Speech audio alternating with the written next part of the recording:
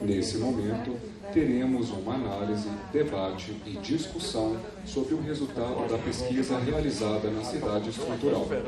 Convidamos para compor a mesa o professor emérito do Núcleo de Estudos sobre o Futuro do Centro de Estudos Multidisciplinares da Universidade de Brasília, Isaac Reutemann, e o professor do Núcleo de Estudos sobre o Futuro do Centro de Estudos Multidisciplinares da Universidade de Brasília, Manuel Formiga.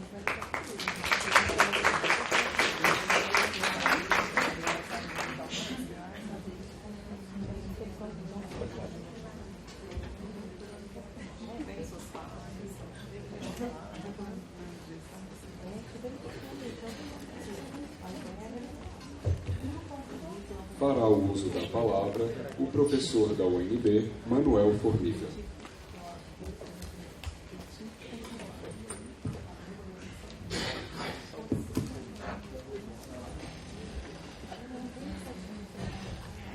Saudando a todos os presentes, eu queria inicialmente agradecer o convite do professor Wagner Martins pela oportunidade de estar aqui hoje discutindo e analisando com você esse excelente case de desenvolvimento urbano que é a cidade estrutural. Saudar o meu colega de mesa, professor Isaac Reutemann, professor emérito da UNB, e uma saudação especial à equipe que fez esse trabalho, coordenado pelo professor Coracir Coelho. Eu fiquei encantado com a profundidade do trabalho estatístico e posso afirmar que vocês têm um manancial, uma pepita na mão para se fazer um trabalho de planejamento urbano, arquitetônico e territorial na mais dramática situação de cidade ou região administrativa do Distrito Federal.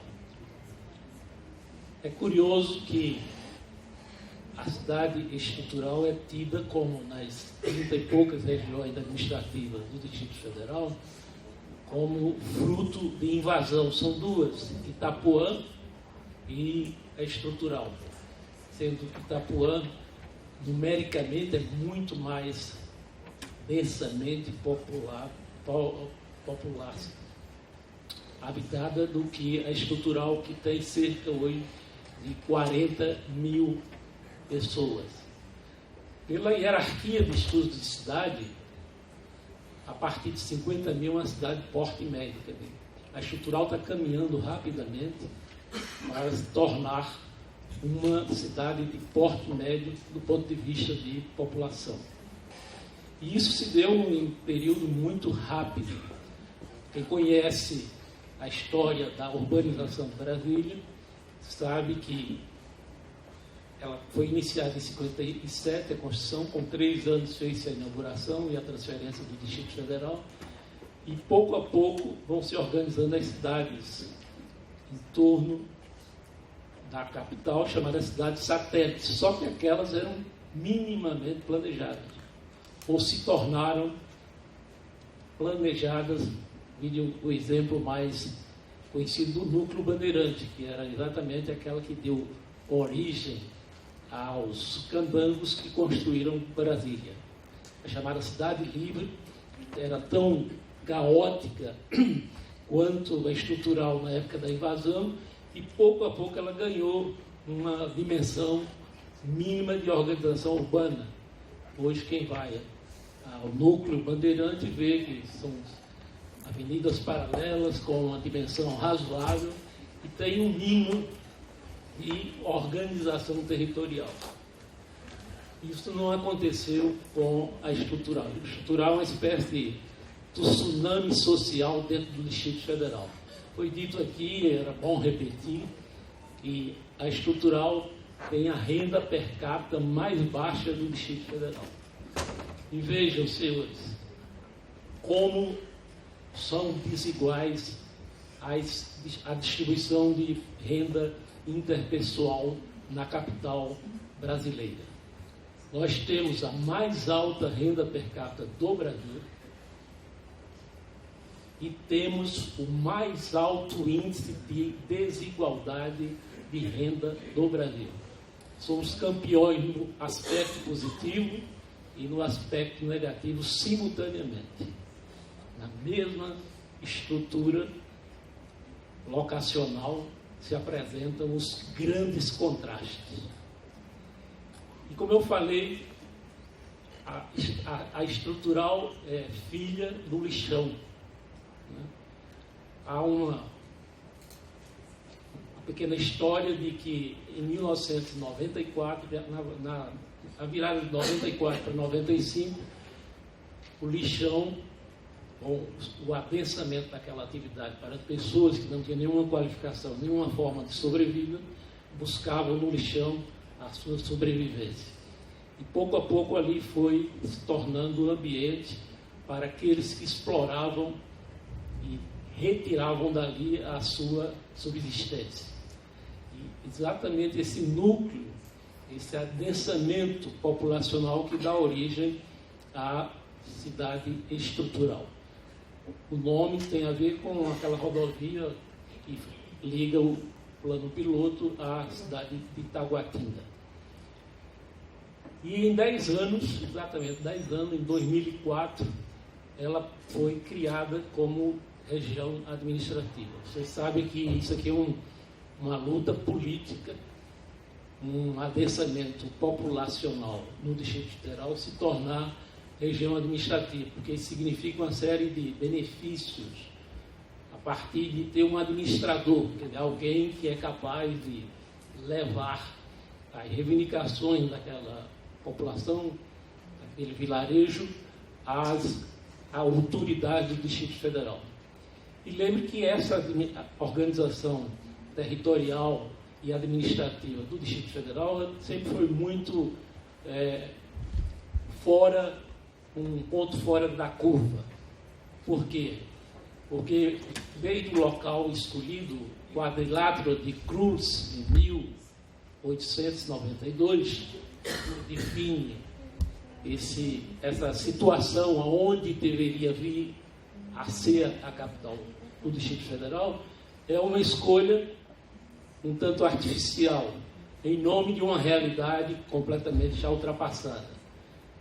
Qual seja, o Rio de Janeiro como capital de então, ela poderia se tornar vulnerável aos ataques marítimos, pois as guerras eram predominantemente dominadas pelas forças da Marinha.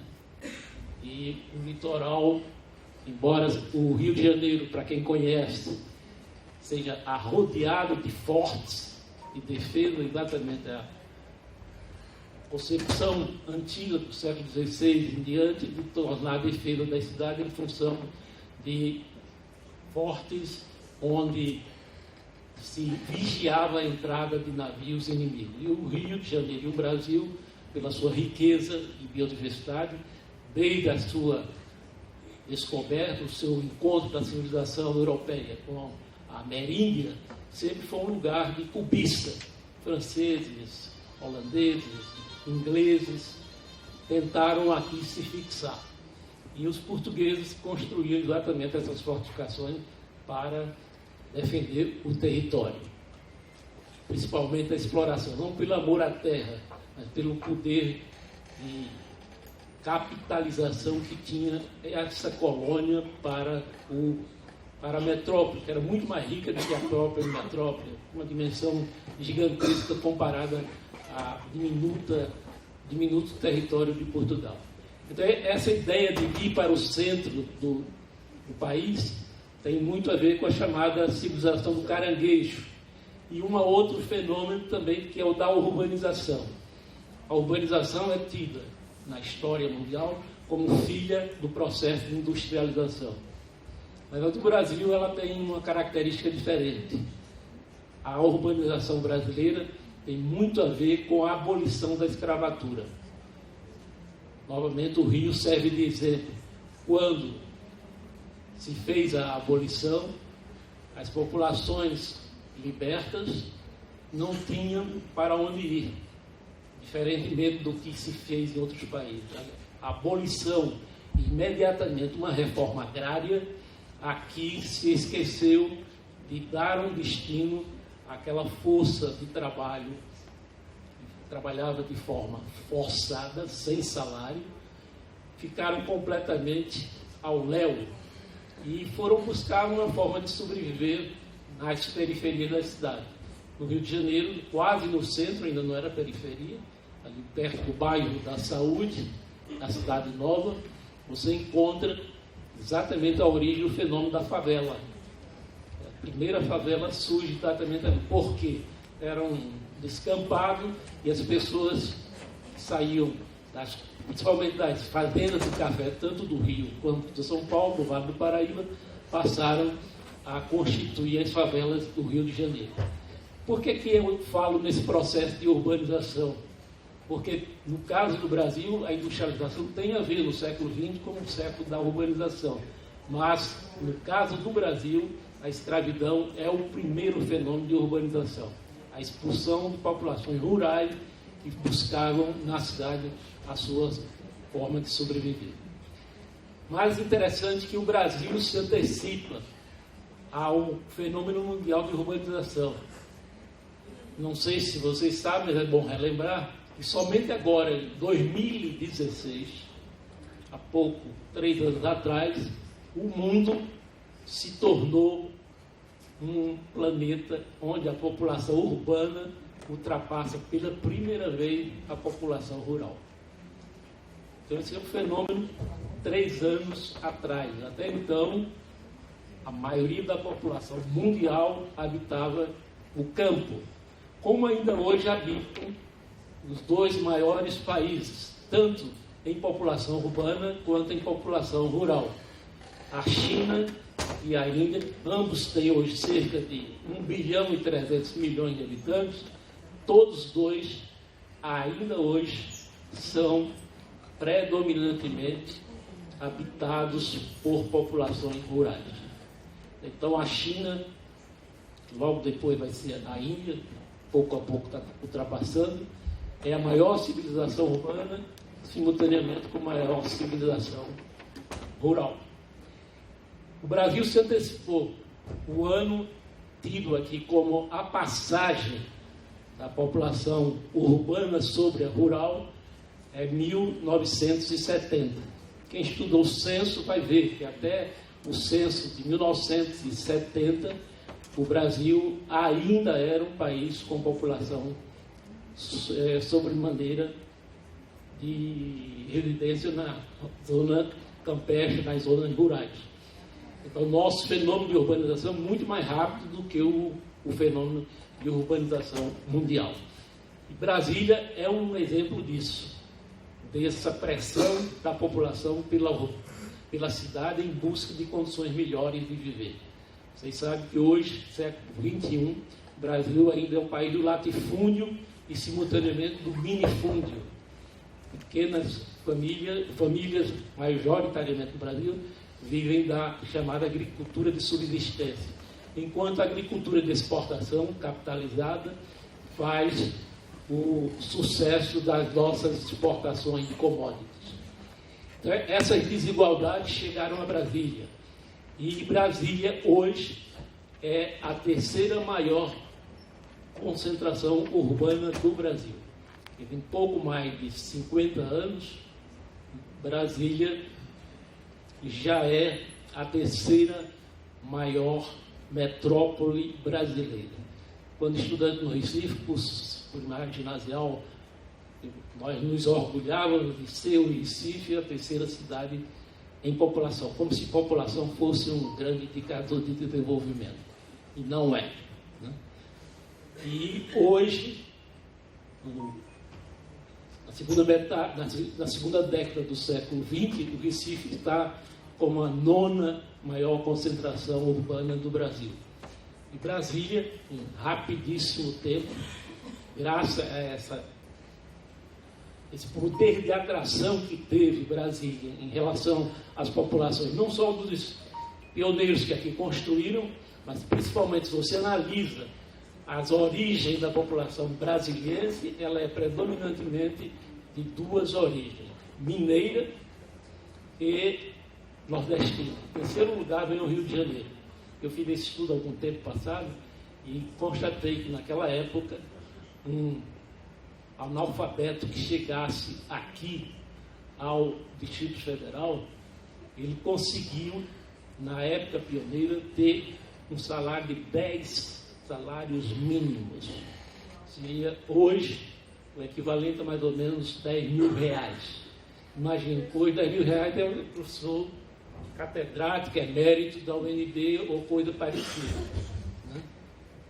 Hoje o salário mínimo é de cerca de R$1.000 e vejam que na cidade estrutural o predomínio, segundo o estudo do Horaci, são pessoas com salários com menos da metade, a maioria, com menos da metade do salário mínimo e um grande percentual, cerca de 1/4, com salários de 1/4 do salário mínimo.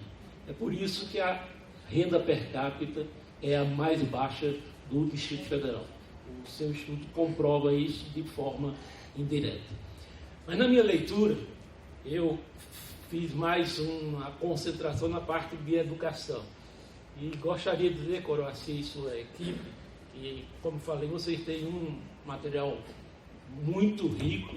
Isso aqui, não sei se você vai usar para a conclusão do seu trabalho de graduação em serviço social, mas se não, está um passo de uma dissertação de mestrado. Com um pouco mais de tratamento, você tem aí um material riquíssimo para fazer uma dissertação de mestrado. Mas, claro que quem analisa com olhos e quem está de fora e conhece pouco a realidade que vocês aqui tão bem hoje mostraram, que é a estrutural, né, me chamou a atenção vocês preferirem algumas variáveis e, definitivamente, não está explicado por que não se aprofundaram em tantas... Eu, por exemplo, senti falta, quando vejo a educação, embora o foco seja a situação de vulnerabilidade das crianças e dos adolescentes, mas eu não vi nenhuma variável em educação que trabalhasse com qualidade de educação, que é exatamente o que determina a meta 4 dos ODS, que é não só a educação, não só a universalização da educação, mas a universalização com qualidade,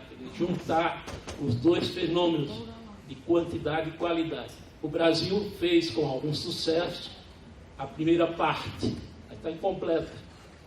Se você diz que o Brasil universalizou a educação básica, ainda não é verdade. Temos cerca de 3 milhões de crianças em idade escolar fora da escola. Então, tem um percentual altíssimo, sim, um dos maiores contingentes dos discentes do mundo, quase 50 milhões, 49 milhões de estudantes, mas com sérios problemas ainda de acesso. E quanto mais baixo o nível, a educação infantil, primeiro grau, menor tem sido o acesso.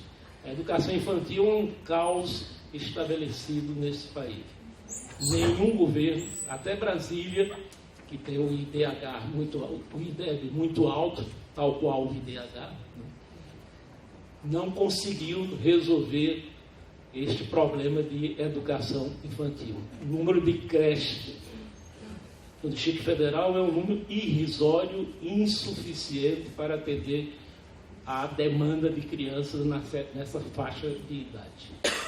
Então eu senti uma análise mais profunda de cognição e me preocupou mais quando você trouxe hoje um dado de que muitas famílias, principalmente as líderes das famílias, normalmente as mães, têm sérios problemas de saúde, inclusive um alto percentual, 22%, se não me engano, de problemas mentais. Então, se a mãe é a grande mestra, como ficou comprovado aqui, o protagonismo da mãe no Brasil é um fato, no Distrito Federal também, e na estrutural com mais força ainda. Você viu a ausência do pai, irrisória a participação do pai, tanto na educação, no processo escolar, como na participação em reuniões de escola, os contatos, o problema de disciplina, tudo está centrado na figura da mãe. E o pai, pouco ou quase nada, participa, 5% da participação, segundo as suas estatísticas. Também senti falta de uma correlação do nível de aproveitamento dos alunos da estrutural em relação à média do Distrito Federal. Considere-se que Brasília tem, já foi líder, mas não é mais, uma das melhores níveis de educação no Brasil, né? Nesse caos institucional que é a falta de qualidade da educação brasileira, Brasília se destaca. Então era muito bom saber a situação. Me preocupou também demais quando, há pouco, a primeira comentarista da sua pesquisa disse que parece que lá só existem 2 escolas, é isso? De fato, 5 escolas. E mesmo assim, né, um número alto de pessoas sai, apenas 1/4 das crianças permanecem no território. Então a maioria das crianças saem para assistir aula em outra região administrativa. Eu vi que é uma correlação muito forte com o Guará, talvez pela proximidade, né? Então é bom verificar porque a estrutural não tem capacidade sequer de atrair a maioria das crianças e adolescentes para suas próprias escolas. Você certamente tem explicações plausíveis, mas o estudo não faz nenhuma referência a este assunto. Uma outra observação relativa à educação que me preocupa é 2 fatos. O papel da televisão, né? A televisão tanto pode educar como deseducar. Ela tem uma dupla função, mas é o tempo de maior convívio na família, dedicado à convivência com a família, pessoal assistindo à televisão. Altíssimo, maior do que o segundo colocado, que é a frequência à igreja. Obrigado. Então, esses 2 elementos, TV e igreja, de certa maneira substituem a ausência da família, ou, de certa maneira, complementa o que se esperava que a família trouxesse ou possa dar em termos de formação e educação às suas crianças e adolescentes. Por último, queria fazer um comentário que, se tratando do século XXI, a educação tem muito a ver com o uso de tecnologias. A mediação tecnológica é indispensável. Você falou, que eu achei um bom dado, que tem muitas mães que querem fazer o EJA. O EJA é Educação para Jovens e Adultos, segunda chance para quem não conseguiu completar a formação na idade correta, e, portanto, tem outros meios que não aquele tradicional de sair e buscar um colégio. Então, o uso de tecnologias sob a forma do que se chamava antigamente a educação à distância, hoje corretamente se chama de aprendizagem flexível, exatamente pelo uso dessas metodologias, poderia ser um instrumento muito útil para as donas de casa, né, que ela poderia conciliar suas atividades domésticas com uma formação. E você ter telesalas ou postos de atendimento para tirar dúvidas e esclarecimento. Muito mais fácil do que sair em busca da sala de aula. Até porque hoje é bom que, aqui deve ter muitos professores, as novas teorias de aprendizagem mostram que o lugar onde menos se aprende é na sala de aula. Então, hoje estamos vivendo uma nova realidade, onde o mundo é o grande laboratório e a grande sala de aula.